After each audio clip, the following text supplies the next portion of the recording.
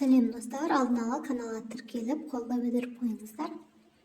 Үйіңіздегі кез келген өзіңізге ұнаған түстегі матаны пайдаланып, не болмаса киімді пайдаланып, осылай дөңгелек сызық сызып аламыз.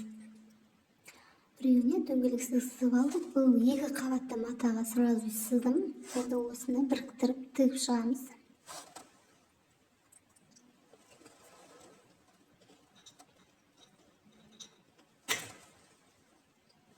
Артық жерін қиып тастаймыз.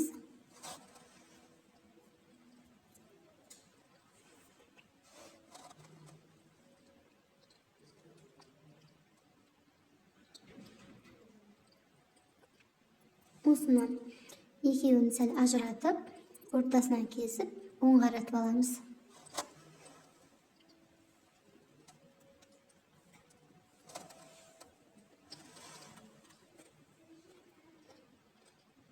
Екіншісін төрт бұрышты етіп тігеміз.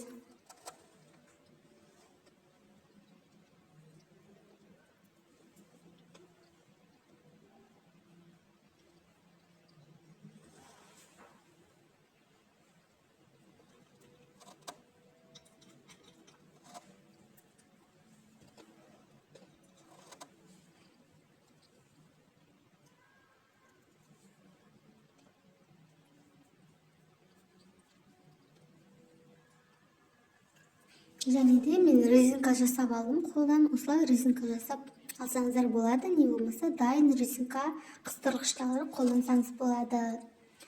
Осы жаңағы тігіп алған матамыздың ортасынан, қақ ортасынан сызамыз. Сызғыштың көмегімен сызсаңыздар жақсы. Енді инеге жіп өткізіп, ортасынан тігіп шығамыз. Сызып алған жерінен.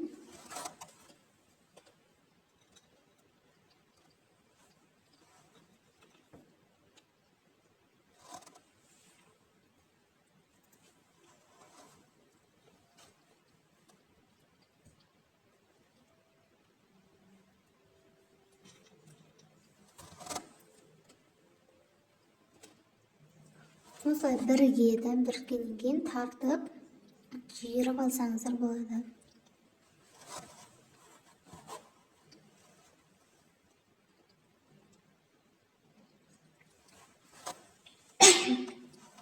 Жаңағы резинамызды қосып тігеміз.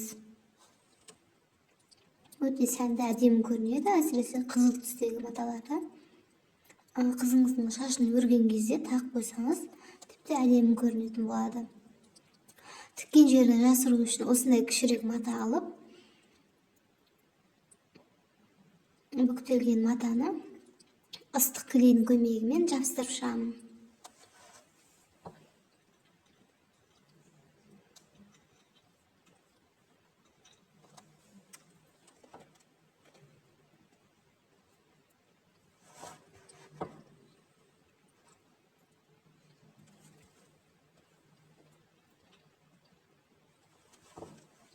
Енді бұл жеріне алдына түрлі моншақтар жабыстырып, сәндеп қойсақ болады.